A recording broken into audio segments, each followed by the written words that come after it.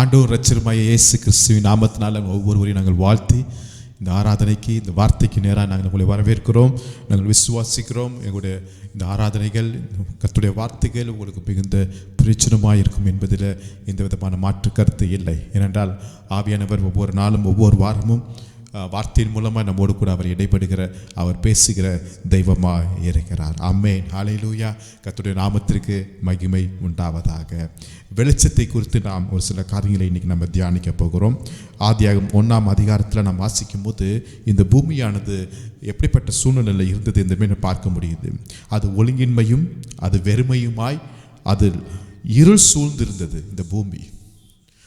ஆனால் ஆவியானவர் அசைவாடும் போது, கர்த்தருடைய வார்த்தை அங்கு வரும்போது, அந்த இருள் அந்த வெறுமை, அந்த அந்தகாரம், அந்த ஒழுங்கின்மையை கர்த்தர் மாற்றுகிறவராக இருக்கிறார். ஆமென். இது கர்த்தர் கொடுக்கிற வெளிச்சம். தேவன் வெளிச்சம் உண்டாக கடவது என்றால் உடனே வெளிச்சம் உண்டாயிற்று நாம் பார்க்கிறோம். ஆமென், ஹல்லேலூயா. அப்ப இந்த வெளிச்சம் தேவனுடைய வெளிச்சமாக இருக்கிறதை நாம் பார்க்கிறோம். இது கர்த்தர் கொடுக்கிற வெளிச்சமாக இருக்கிறதா நாம் பார்க்கிறோம். ஆனால் இதுக்கு பிறகு 14வது வசனத்தில் தான் நீங்கள் வாசிக்கும் பொழுது, பகலுக்கும் இரவுக்கும் வித்தியாசம் உண்டாகத்தக்கதாக அங்கு சூரியனை அங்கு படைக்கிறதை நாம் பார்க்கிறோம். ஆனால் இங்கு முதல் நாளிலே வெளிச்சம் உண்டாக கடவுது என்று பார்க்கிறோம். அப்ப இந்த வெளிச்சம் எங்கிருந்து வருதுன்னா, அது தேவனிடத்திலிருந்து வருகிற வெளிச்சமாக இருக்கிறது. ஆமென். அப்ப இந்த வெளிச்சம் வரும்போது தான் ஒழுங்கின்மை மாறக்கூடியதாக இருக்கிறது. அப்ப இந்த தேவனிடத்தில் வருகிற வெளிச்சம் தான் என்னுடைய வாழ்க்கையில் இருக்கிற எல்லா இருளும் எல்லா வெறுமையையும் அது மாற்றுகிற வெளிச்சமாக இருக்கிறது. ஹல்லேலூயா. இப்படிப்பட்ட வெளிச்சத்தின் பிள்ளைகளாய் நடக்கும்படியாய் தேவன் நம்மிடத்தில் அவர் விருப்பம் உள்ளவராக இருக்கிறார். ஆகவே உன் ஒளி வந்தது. ஆமென், ஹல்லேலூயா. அப்ப தேவனிடத்திலிருந்து ஒரு ஒளியை இன்றைக்கு நாம் பெற்று இருக்கிறோம்.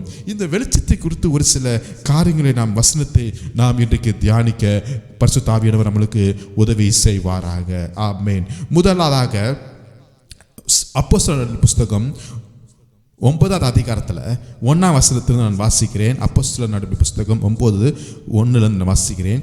சவுல் என்பவன் இன்னும் கர்த்தருடைய சீசரை பயமுறுத்தி கொலை செய்யும்படி சீறி பிரதான ஆசாரியத்துக்கு போய், இந்த மார்க்கத்தாராகிய புருஷரையாகிலும் ஸ்திரீயாகிலும் நான் கண்டுபிடித்தால் அவர்களை கட்டி எருசலேமுக்கு கொண்டு வரும்படி தமஸ்கில் உள்ள ஜெப ஆலயங்களுக்கு நிருபங்களை கேட்டு வாங்கினான். 3ஆம் வசனத்தை வாசிக்கிறோம். ரொம்ப முக்கியமான வார்த்தை.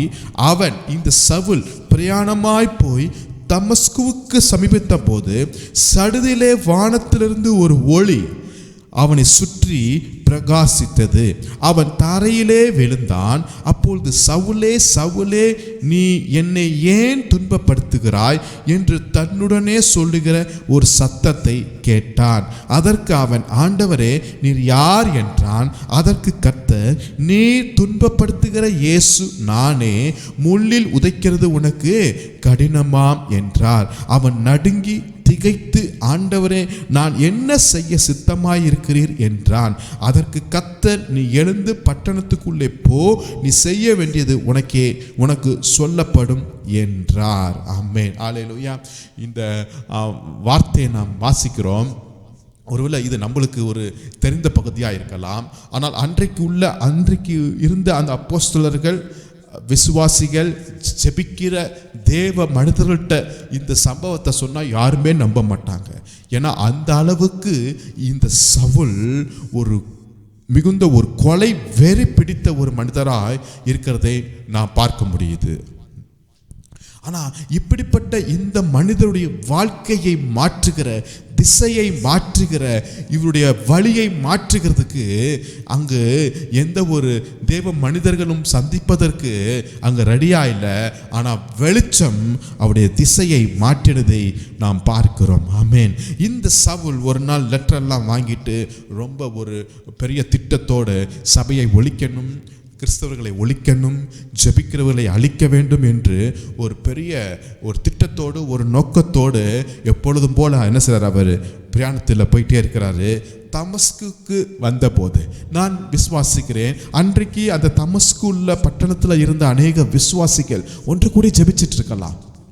உபவாசம் பண்ணி ஜெபம் பண்ணிட்டு இருக்கலாம், கண்ணீரோடு ஜெபிச்சிருக்கலாம், முழங்கால் பட்டிட்டு ஜெபிச்சிருக்கலாம். ஆண்டவரே, எங்க பட்டணத்துக்கு நேராய் வருகிற இந்த உபத்திரவம், இந்த மனிதனை நீங்க சந்திங்க, இந்த மனிதனை நீங்க சந்திங்க, இந்த சவுலை சந்திங்க, ரொம்ப கொடூரமாய் இருக்கிறாரே, ரொம்ப எங்களை சபைக்கு விரோதமாய் உபத்திரப்படுத்துகிற இந்த மனிதனை சந்திங்க என்று சொல்லி எல்லா ஜனங்களும் ஜெபிச்சிருப்பாங்க. நான் விசுவாசிக்கிறேன். அந்த ஜெபத்திற்கு ஒரு பதில் தேவன் ஒரு ஒளியை இங்கு அனுப்புவதை நாம் பார்க்கிறோம். என்ன ஒரு பெரிய ஆச்சரியம்னா, இந்த சவுலை எந்த ஒரு பாஸ்டர் சந்திக்கல, எந்த ஒரு சீஷர்களோ அப்போஸ்தலர்களோ விசுவாசிகளோ வந்து சந்திக்கல. தேவனே தம்முடைய ஒளியை அனுப்பி அந்த மனிதரை சந்திக்கிறதை நாம் பார்க்கிறோம். ஹல்லேலூயா. இதற்கு முன்பு இந்த ஒளியை அந்த மனிதர் பார்த்தே இருக்க மாட்டாருங்க. நான் என்ன விசுவாசிக்கிறேன்னா, இப்படிப்பட்ட ஒரு கொடுமையான ஒரு மனிதருடைய ரூட்டையே, வழியவே, அவருடைய சிந்தனையை, அவருடைய திட்டங்களை மாற்றி அமைக்கக்கூடியது தான் இந்த தேவனிடத்திலிருந்து வந்த இந்த ஒளியா இருக்கிறதை நாம் பார்க்கிறோம். ஹல்லேலூயா. அப்ப எந்த ஒரு மனிதனையும் பிரகாசிக்க வைக்கிற ஒரு ஜீவ ஒளி தேவனிடத்திலிருந்து வருகிற வழியா இருக்கிறது. ஆமென். ஒருவேளை உங்க குடும்பத்தில், உங்களுடைய சமுதாயத்தில், உங்க கிராமத்தில் இப்படிப்பட்ட ஒரு மனிதர்கள் இருக்கலாம். சபைக்கு விரோதமாய் பேசுகிறவர்கள், சபைக்கு ஊழியங்களுக்கு விரோதமான இப்படிப்பட்ட காரியங்களை பண்ணுகிற சில மனிதர்கள் இருக்கலாம், சில ஏக்கங்கள் இருக்கலாம், ஒருவேளை கடினமான உள்ளம் நிறைந்த சில மனிதர்கள் இருக்கலாம், உறவினர்கள், நண்பர்கள் இருக்கலாம். நீங்க போய் அவங்ககிட்ட பேச முடியாது, நம்முடைய வார்த்தை அங்கே எந்தவர்களுக்கும் ஈடுபடாது. அவங்ககிட்ட அதிகாரம் இருக்கலாம், அவங்ககிட்ட பவர் இருக்குது, அவங்ககிட்ட சில சுய ஆளுகளுடைய நல்ல தொடர்பு இருக்கிறது. அவங்களுக்கு நம்மளுக்கு எந்த விதமான சம்பந்தம் இல்லாமல் இருக்கலாம். ஆனாலும் இன்றைக்கு நீங்க ஜெபிக்கும் போது, நம்ம போய் சந்திக்கிறோமோ இல்லையோ, கர்த்தர் தம்முடைய ஒளியை அனுப்பி அப்பேற்பட்ட மனிதருடைய வாழ்க்கையும், அவருடைய எண்ணங்களையும், அவருடைய திட்டங்களையும், அவருடைய வழிகளையும், அவருடைய நோக்கங்களையும், அவருடைய சிந்தனைகளையும், ஆமென், அவருடைய முயற்சிகளையும் எல்லாவற்றையும் கர்த்தர் இன்றைக்கு அது திருப்புகிற தேவனாய் இருக்கிறார். ஆமென். ஒரு வழியை முற்றிலுமாய் ஒரு யூட்டர்ன் போட்டு அந்த மனிதரையே மாற்றுகிற ஒரு ஒளி தான் இந்த ஒளியா இருக்கிறது. ஆமென். அந்த ஒளி வந்தது யாருக்குமே தெரியல, யாருக்குமே புரிந்து கொள்ள முடியாது, எந்த நேரத்தில் வந்தது என்பது யாருக்குமே தெரியாது. ஆனால் கர்த்தரே நேரடியாக அங்க இடைப்பட்டிருக்கிறதை நான் பார்க்கிறோம். ஆனால் அன்றைக்கு நான் விசுவாசிக்கிறேன், அன்றைக்கு தமஸ்குவில் அந்த சபை நிச்சயமாய் ஜெபம் பண்ணிட்டே இருந்திருப்பாங்க. எத்தனையோ நாட்கள் ஜெபம் பண்ணிட்டு இருப்பாங்க. அந்த ஜெபத்தை கர்த்தர் கேட்டார். அந்த மனிதரை கர்த்தர் சந்திக்கிறதை நான் பார்க்கிறோம். ஆமென். கிறிஸ்துவ வரலாற்றில், ஆமென், அப்போஸ்தலர் வரலாற்றில், சபையின் வரலாற்றில், புதிய ஏற்பாட்டின் வரலாற்றில் இதுவரையும் இல்லாத அளவுக்கு ஒரு பெரிய எழுப்புதல் வீரனாக இந்த மனிதன் அந்த ஒளியின் மூலமாய் உருவாகுகிறதை பார்க்கிறோம். ஜெபிக்கிற மனிதன் அங்கு எழும்புகிறதை பார்க்கிறோம். ஊழியம் செய்கிற மனிதன் அன்றைக்கு எழும்புகிறதை பார்க்கிறோம். ஹல்லேலூயா. சீஷர்களை உருவாக்குகிற, சபைகளை உருவாக்குகிற, பிரசங்கிக்கிற, அற்புதங்கள் அடையாளங்களை செய்கிற அன்றைக்கு சவுலை பவுலாக மாற்றுகிற அன்றைக்கு அந்த ஒளியை நாம் இன்றைக்கும் அது நடக்கும் என்பதை நாம் இன்றைக்கு நாம் விசுவாசிக்க வேண்டும். அவன்கிட்ட கேட்போம், ஆண்டவரே, இன்னொரு தடவை அந்த ஒளியை எங்கள் மேல வீசுங்கப்பா. ஆமென். இன்னொரு ஒரு விசையாய் அந்த ஒளி ஆண்டவரே எங்க குடும்பத்தின் மேல் வீசுங்கப்பா. இன்னும் ஒரு விசை மாத்திரம் அந்த ஒளியை எங்கள் தேசத்தின் மேல் வீசுங்க, இந்த ஏக்கத்தின் மேல் வீசுங்கப்பா. அந்த மனிதர்கள் மேல் அந்த ஒளி படட்டும். ஹல்லேலூயா. நாங்க போய் தொடுகிறோமோ இல்லையோ, நாங்க போய் பேசுகிறோமோ இல்லையோ, எங்களுடைய நிழல் படுதோ இல்லையோ, கர்த்தருடைய ஆவியானவர் உம்முடைய வெளிச்சத்தை அனுப்பி அந்த மனிதரை நீங்க தொடுங்க ராஜா, தொடுங்க ராஜா, தொடுங்க ராஜா. ஹல்லேலூயா. அவர் குதிரையில போயிட்டு இருப்பாரு, எத்தனையோ ஸ்பீடுல போயிட்டு இருப்பாரு. ஆனாலும் அந்த குதிரையின் ஸ்பீடு, அந்த ஒளி, அந்த குதிரை, அந்த வேகம், அந்த ஸ்பீடு, அந்த ஓட்டத்தை எல்லாவற்றையும் அங்கு ஒன்றுமில்லாமல் மாற்றக்கூடியது தான் இந்த திசை திருப்புகிற ஒரு ஒளியா இருக்கிறது. ஹல்லேலூயா. ஹல்லேலூயா. இதுக்கு முன்பாக ஒரு இருளில் இருந்த மனிதனை கர்த்தர் இப்ப மாற்றுகிறார். ஆமென். அநேகருக்கு ஆசீர்வாதமாய், எந்த சபைக்கு, எந்த ஊழியங்களுக்கு, எந்த மக்களுக்கு விரோதமாய் இருந்தாரோ, இப்ப அதே மக்களுக்கும், அதே சபைக்கும், அதே ஊழியத்திற்கும், அதே தேவனுடைய ராஜ்யத்திற்கும் இப்பொழுது ஒரு மிகுந்த ஒரு ஆசீர்வாதமான ஒரு பாத்திரமாய் கர்த்தர் மாற்றியிருக்கிறார். ஹல்லேலூயா. இது தேவன் அனுப்புகிற ஒளியின் மூலமாய் வருகிற ஒரு மாற்றமாய் இருக்கிறது. ஹல்லேலூயா. இரண்டாவதாக ஒரு காரியத்தை நாம் பார்ப்போம். அதே அப்போஸ்தலர் புத்தகத்தில் 12ஆம் அதிகாரத்தில்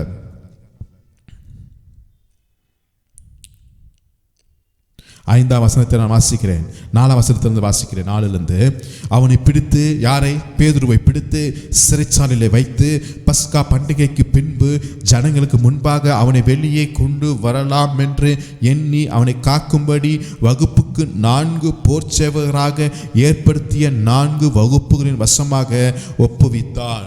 யாரு? இந்த ஏரோது. இந்த ஏரோது என்பது ஒரு சாதாரண ஒரு ஸ்பிரிட் கிடையாது. ஆமாம், பழைய ஏற்பாட்டிலிருந்து அந்த ஏதோமியர் மூலமாய் வருகிற அந்த ஒரு ஆவி தான் இங்கேயும் கிரியை செய்கிறதை நாம் பார்க்கிறோம். இது ஏசாவிட்டிருந்து வருகிற அந்த ஒரு ஸ்பிரிட்டாக இருக்கிறது. அன்றைக்கு ஏசா எப்படி யாக்கோபை அழிக்க வேண்டும் என்கிற ஒரு திட்டம் வந்ததோ அதே ஸ்பிரிட்டு இன்னைக்கும் தேவனுடைய பிள்ளைகளை அழிக்க வேண்டும் என்கிற ஒரு ஸ்பிரிட்டு, அந்த ஆவி வந்து கொண்டே இருக்கிறது. ஏசபேலுக்கு உள்ள இருந்துச்சு அந்த ஆவி, இல்லையா? எலியாவை அழிக்க வேண்டும் என்று சொல்லி. அதுக்கப்புறம் இயேசு பிறக்கும் போது ஏரோது ராஜா, ஆமா, எல்லா பிள்ளைகளையும் அழிக்க என்ன செய்றார்? அவர் முயற்சிக்கிறதை நாம் பார்க்கிறோம். இப்படிப்பட்ட இந்த ஸ்பிரிட்டு இங்க பேதுருக்கு விரோதமாய் வருகிறது. ஆமென். ஊழியக்காரர்களுக்கு விரோதமாய் இங்க ஒரு ஸ்பிரிட்டு வந்து இந்த பேதுருவை பிடித்து சாதாரண ஒரு இடத்துல இல்ல. ஹல்லேலூயா.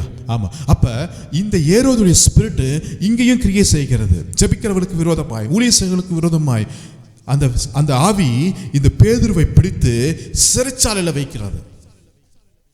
சிறைச்சாலையில் வைத்து ஒரு திட்டம் திட்டப்படுது. என்ன திட்டம்? நாளைக்கு இந்த பேதுருவை வெளியே கொண்டு வந்து அவருடைய தலையை சீவ வேண்டும் என்பது தான் ஏரோதுடைய ஒரு பெரிய திட்டமாக இருக்கிறது. இப்ப பாருங்களேன், இந்த பேதுருவை பிடித்து சிறைச்சாலையில் வைத்து பல அடுக்கு, பல காவல், பல காவலர்கள், ஆமா, சேவகர்கள் அங்க இருக்கிறார்கள். 2 சேவகர்கள் நடுவே நித்திரை பண்ணி கொண்டிருந்ததாக வேதத்தில் நாம் வாசிக்கிறோம். அல்லேலூயா. அப்போ தேவனுடைய பிள்ளைகள் தூங்கும் போது கூட எவ்வளோ ஒரு பெரிய பாதுகாப்போடு அங்கே வைத்திருக்கிறதை நாம் பார்க்கிறோம். ஆமென். 2 சங்கிலிகள் நாளை கட்டப்பட்டு, எப்பா என்ன ஒரு பெரிய கிரிமினலா இவர், இல்லை ஒரு பெரிய கொலை செய்த மனுஷனா, பெரிய குற்றம் செய்த மனுஷரா, ஒரு ஜெபிக்கிற மனிதனை பிடிச்சு 2 சங்கிலியினால் கட்டப்பட்டு பல அடுக்கு காவலர்கள், 2 சேவகர்கள் நடுவில் என்ன செய்றாரு?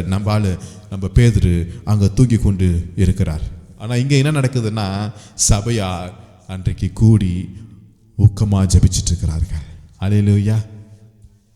ஒரு நாள் நம்முடைய ஜெபம் வீணாய் போவாதுங்க. ஆமே. இன்னைக்கு ஜெபிக்க அன்றைக்கி நைட்டு ஜெபிச்சுட்டே இருக்கிறாங்க. சூரியன் இல்லை, அந்தகாரமான ஒரு நேரம். ஏரோதுடைய ஸ்பிரிட் அங்கே கிரியை செஞ்சுட்டு இருக்கிற ஒரு நேரம். ஆனால் ஒரு ஜெபம் அந்த அந்தகாரத்தெல்லாம் கிழிக்கிற மாதிரி, அந்தகாரத்தெல்லாம் உடைக்கிற அளவுக்கு ஒரு வெளிச்சம் தேவனிடத்திலிருந்து புறப்பட்டு வருகிறதை நான் பார்க்க முடியுது. ஆமென். 7ஆம் வசனத்தை நான் வாசிக்கிறேன். அப்பொழுது கர்த்தருடைய தூதன் அங்கே வந்து நின்றான். அறையிலே வெளிச்சம் பிரகாசித்தது. மீண்டும் சொல்லுகிறேன், அறையிலே வெளிச்சம் பிரகாசித்தது. ஆமென். இன்றைக்கு நீங்கள் ஒரு அறையில் நீங்கள் உட்கார்ந்துருக்கலாம். இந்த வார்த்தையை கேட்டுக்கொண்டிருக்கிறவங்க அறையில் பரிசுத்த ஆவியாருடைய வெளிச்சம் பிரகாசிக்க கடவுது. ஆமென். நீங்கள் வேலை செய்கிற அந்த அறையில் கர்த்தருடைய வெளிச்சம் பிரகாசிக்க கடவுது. ஆமென். நீங்கள் உட்கார்ந்துருக்கிற, அல்லது நீங்கள் ரெஸ்ட் எடுக்கிற, அல்லது நீங்கள் படிக்கிற, ஆமாம், நீங்கள் பேசிக்கொண்டிருக்கிற அந்த ரூமில் கர்த்தருடைய வெளிச்சம் பிரகாசிக்க கடவுது என்று நான் ஜெபிக்கிறேன், நான் விசுவாசிக்கிறேன். ஹல்லேலூயா. அந்த அறையிலே வெளிச்சம் பிரகாசித்தது. ஆமென். அந்த அறையிலே வெளிச்சம் பிரகாசித்தது.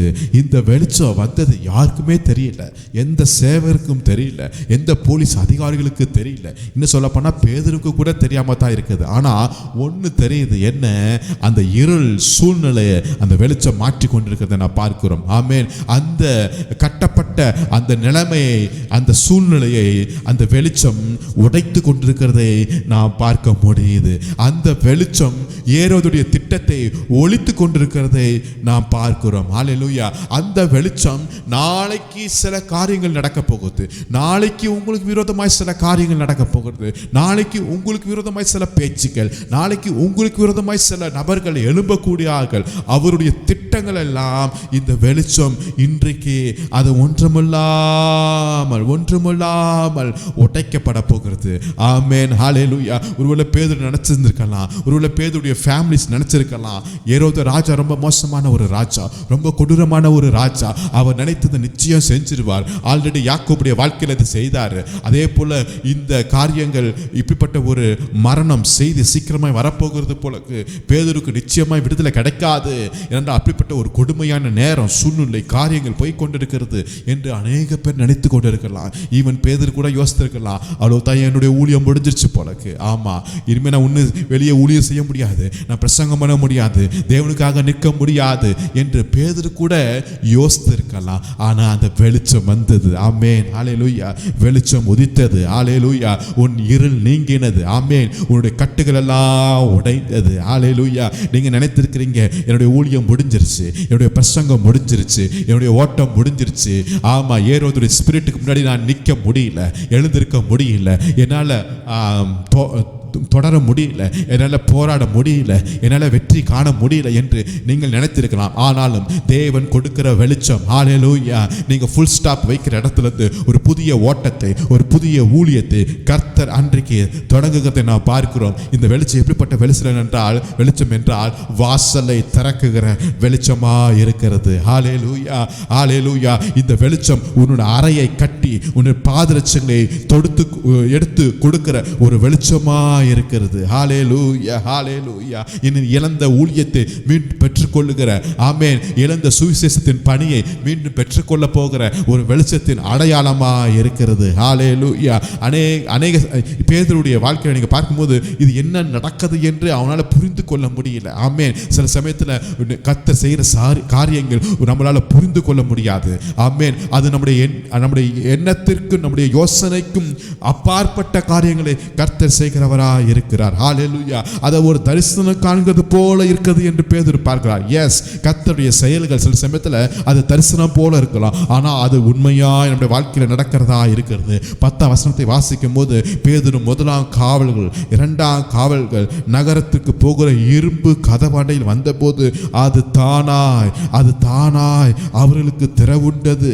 அதன் வழியாய் அவர்கள் புறப்பட்டு ஒரு வீதி நெடுக நடந்து போனார்கள். ஹல்லேலூயா, ஆமென். வெளிச்சம் வரும்போது ஆட்டோமேட்டிக்கா எல்லா கதவுகள் திறக்கப்படுகிறது. ஆமென். அடைக்கப்பட்ட உங்களுக்கு விரோதமாய் வந்த, ஆமென், சூழ்ச்சிகள், விரோதமாய் வந்த எல்லா விதமான திட்டங்கள், ஆமென், உபத்திரவங்கள், ஆமென், உங்களை கட்டி வைத்திருக்கிற காரியங்கள், அடிமைத்தனத்தின் காரியங்கள், எல்லா கதவுகளும் இப்பொழுது இயேசுவின் நாமத்தினால அந்த வெளிச்சம் வந்து எல்லாவற்றையும் அது திறக்கப்படுகிறது. ஆமென். அங்கே எத்தனையோ காவலர்கள் இருந்திருப்பாங்க, எத்தனையோ போலீஸ் அதிகாரிகள் இருந்திருப்பாங்க, ஆனால் அவங்க கண்களுக்கு இது மறைக்கப்பட்ட ஒரு ரகசியமாக இருக்கிறது. ஹல்லேலூயா. இது பரலோகமே டைரக்டா நேரடியாய் செயல்படுத்தப்படுகிற ஒரு காரியமாக இருக்கிறது.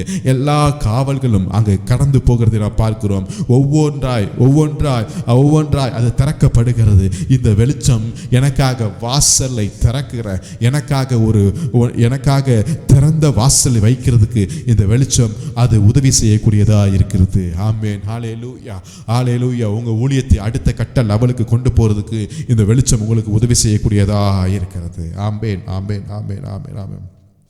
ஹல்லேலூயா, ஹல்லேலூயா. தொடர்ந்து இந்த வெளிச்சம் நம்முடைய வாழ்க்கையில், நம்முடைய ஊழியத்திலையும் அது மிகுந்த ஒரு ஆசீர்வாதத்தை கொடுக்கும் என்பதில் நம்ம எந்த விதமான சந்தேகமே படக்கூடாது. 3ஆவதாக நான் பார்க்கும்போது யோவான் எழுதின சுவிசேஷம் 1ஆவது அதிகாரத்தில் 9ஆவது வசனத்தை நான் வாசிக்கிறேன். உலகத்திலே வந்த எந்த மனுஷனையும் பிரகாசிக்கிற ஒளியே அந்த மெய்யான ஒளி. ஆமென். எந்த மனுஷனையும் அது பிரகாசிக்க வைக்கக்கூடிய ஒளியாக இருக்கிறது. முதலாவது பார்த்தோம், மனிதனுடைய வழியை, திசையை மாற்றுகிற வெளிச்சம். 2வது வாசல்களை திறக்குகிற வெளிச்சம்.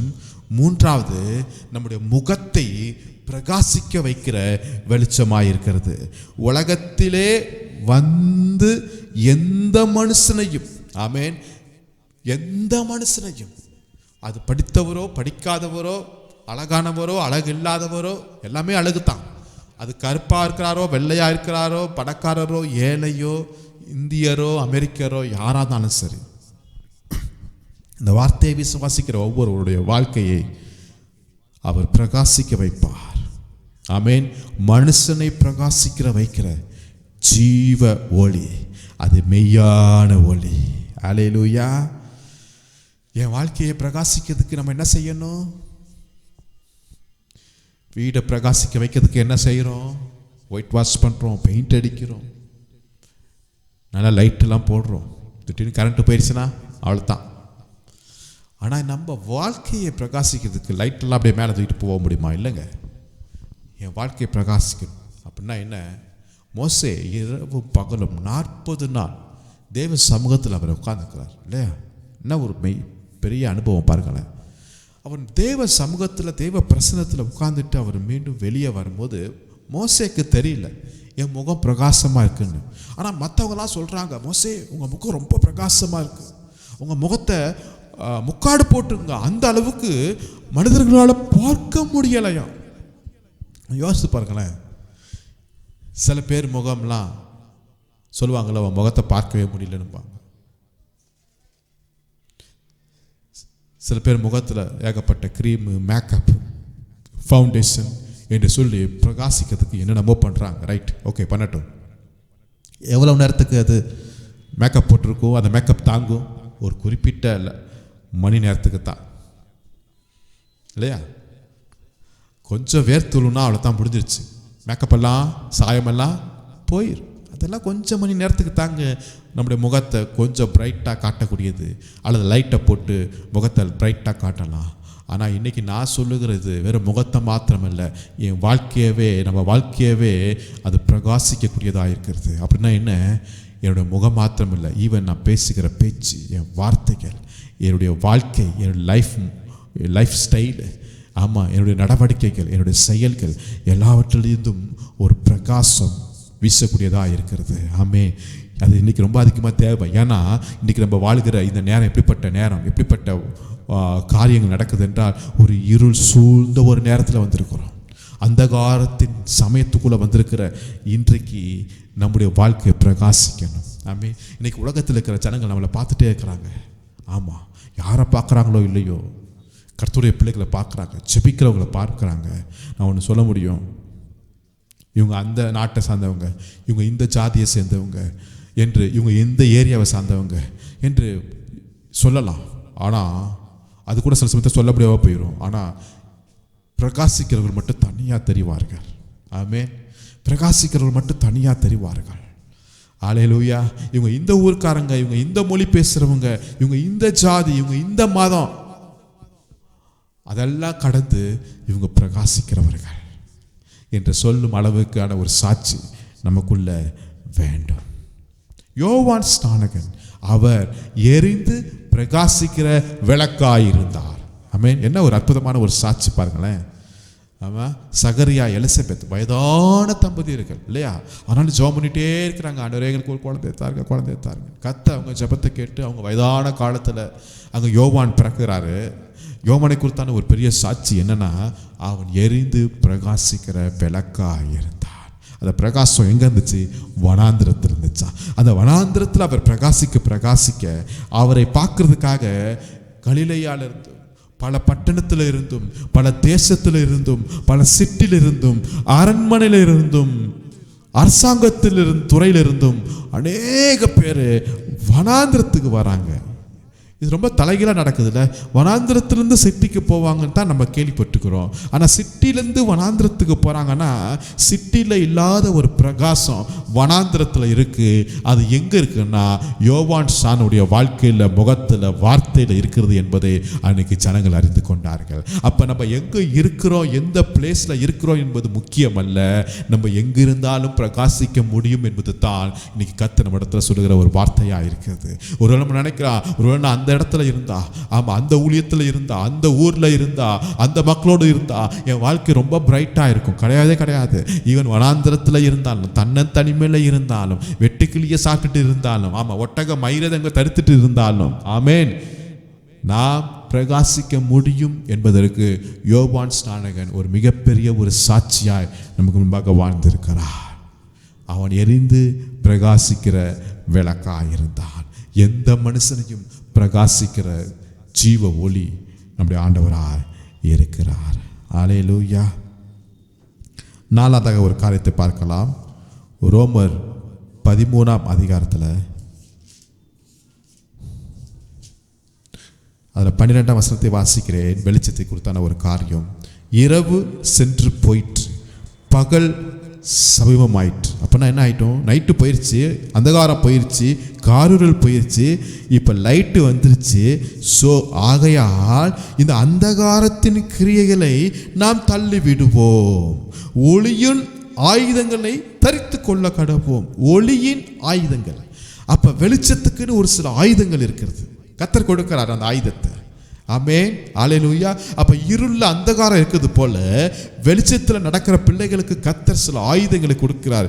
எதற்கு கொடுக்கிறார் என்றால் யுத்தம் பண்ணுவதற்கு என்று கர்த்தர் கொடுக்கிறார். ஆமென். அப்ப நான் சொல்ல முடியும், இந்த வெளிச்சம் எனக்கு யுத்தம் செய்வதற்கு, வெற்றியை நாடுவதற்கு, ஜெயத்தை பெற்றுக்கொள்வதற்கு கர்த்தருடைய வெளிச்சம் எனக்கு உதவி செய்யக்கூடியதா இருக்கிறது. அல்லேலூயா. ஆமென். யுத்தம் உண்டா என்று கேட்டீங்கன்னா, எஸ், யுத்தம் உண்டு, யுத்தம் உண்டு.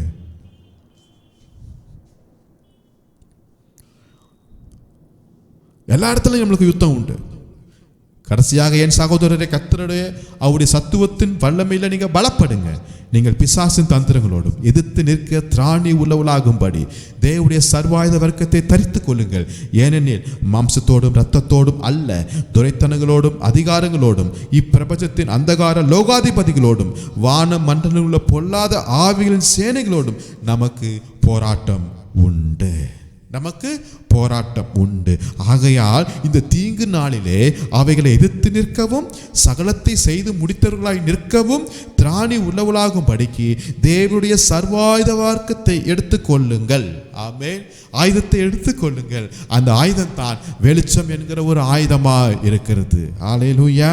போராட்டம் இருக்கா? போராட்டம் உண்டுன்ட்டார். உபத்திரம் இருக்கா? உபத்திரம் இருக்குன்னுட்டார். ஆனாலும் உலகத்தின் கடைசி பரியந்தம் நான் இருப்பேன் என்று சொல்லி அந்த ஜீவ ஒளியான இயேசு கிறிஸ்து நமக்கு சாட்சியாய் அறிவித்திருக்கிறார். அப்போ அது ஒளியின் ஆவியானவர் நம்மோடு கூட இருக்கிறார். ஒருவேளை உங்கள் வாழ்க்கை அந்த காலத்தில் போகிறது மாதிரி இருக்கலாம். யோவான் ஸ்நானங்கன்னு பிறக்கும் போது அது ஒரு அந்தகாரத்தின் ஒரு சூழ்நிலை, அந்தகாரத்துடைய ஒரு அரசியல், ஒரு அந்தகாரத்துடைய ஒரு காரியங்கள் நடந்துட்டு இருந்துச்சு, போராட்டம். ஆனால் ஒளியின் ஆவியான நம்ம கூட இருக்கும்போது, அந்த வெளிச்சம் நம்மை சுற்றி பிரகாசிக்கும் போது, அந்த வெளிச்சம் என்னை யுத்தத்தில் எடுத்து பயன்படுத்தக்கூடியதாக இருக்கிறது. என்னை யுத்தத்தில் என்னை போய் நிற்க வைக்கிறதுக்கு எனக்கு உதவி செய்யக்கூடியதாக இருக்கிறது. அது மாத்திரமல்ல, எனக்கு ஜெயத்தை தருவதற்கு இந்த வெளிச்சம் எனக்கு உதவி செய்யக்கூடியதாக இருக்கிறது. அல்லேலூயா. ஸோ எழுப்பி பிரகாசிங்கள், உங்கள் ஒளி வந்தது. கர்த்தரிடத்திலிருந்து ஒரு ஒளியை நீங்கள் பெற்றுக்கொள்ளுங்கள். முதலாவது பார்த்தோம், பாதையை மாற்றுகிற வெளிச்சம், வாசலை திறக்குகிற வெளிச்சம், எந்த மனுஷனையும் பிரகாசிக்கிற வெளிச்சம், என்னை யுத்தத்தைக்கு உதவி செய்கிறதுக்கு தேவ வெளிச்சம் எனக்கு உதவி செய்கிறது. ஆமென். இப்படிப்பட்ட வெளிச்சம் நம்முடைய வாழ்க்கையில், நம்முடைய பிள்ளைகளுடைய லைஃப்பில், நம்முடைய குடும்பத்தில், நம்முடைய சபையில், நம்முடைய ஊழியத்தில், நம்முடைய சமுதாயத்தில் வீசுவதற்காக, வெளிப்படுத்துவதற்காக நம்ம ஜெபம் பண்ணுவோமா? நல்ல பிதாவே, நன்றியோடு ஸ்தோத்திரிக்கிறோம். நீரே வெளிச்சம், நீரே வெளிச்சம். அந்த காலத்தையும் ஒழுங்கின்மையும் இருளையும் மாற்றின அந்த வெளிச்சத்தின் ஆவியானவர் இன்றைக்கு எங்கள் வாழ்க்கையில் இடைபடும்படியாக நாங்கள் ஜெபிக்கிறோம். எங்களுடைய பாதையை மாற்றுகிறவர். ஆமென். எங்களுக்காக வாசலை திறக்குகிறவர். ஆமென். எங்களுடைய முகத்தை பிரகாசிக்கிறதை செய்கிற தேவன். இந்த போராட்டமான இந்த வாழ்க்கையில் ஜெயத்தை பெற்றுக்கொள்வதற்கு உங்களுடைய வெளிச்சம் எங்களுக்கு உதவி செய்யும்படியாக நாங்கள் ஜெபிக்கிறோம். மீண்டும் ஒரு விசியாய் இந்த பரலோகத்தின் வெளிச்சம் எங்கள் மேலே பிரகாசிக்கட்டும், எங்கள் குடும்பத்தின் மேல் பிரகாசிக்கட்டும். எங்களுடைய குடும்பத்தில், எங்கள் பிள்ளைகளில், எங்கள் சந்ததியில், எங்கள் ஊழியத்தில் உங்களுடைய தேவனிடத்திலிருந்து ஒரு வெளிச்சம் உண்டாக கடவுது ராஜா. அது உண்டாக கடவுது வெளிச்சம் உண்டாக கடவுது என்று சொன்னீங்களே, அதே வார்த்தை இப்பொழுது எங்களுக்கு முன்பாக அந்த வார்த்தையை நீர் இன்னொரு விஷயம் நீர் பேசும்படியாக நாங்கள் ஜெபிக்கிறோம் ஐயா. எங்களுக்கு உதவி செய்ய கேட்டுக்கொண்டிருக்கிற ஒவ்வொருவரையும் நாங்கள் இயேசு நாமத்தில் வாழ்த்தி ஆசீர்வதிக்கிறோம். மீட்பர் இயேசு நாமத்தில் ஜெபிக்கிறோம் எங்கள் ஜீவனுள்ள நல்ல பிதாவே. ஆமென், ஆமென், ஆமென். கர்த்தர் உங்களை ஆசீர்வதிப்பாராக. Thank you, praise the Lord. God bless you.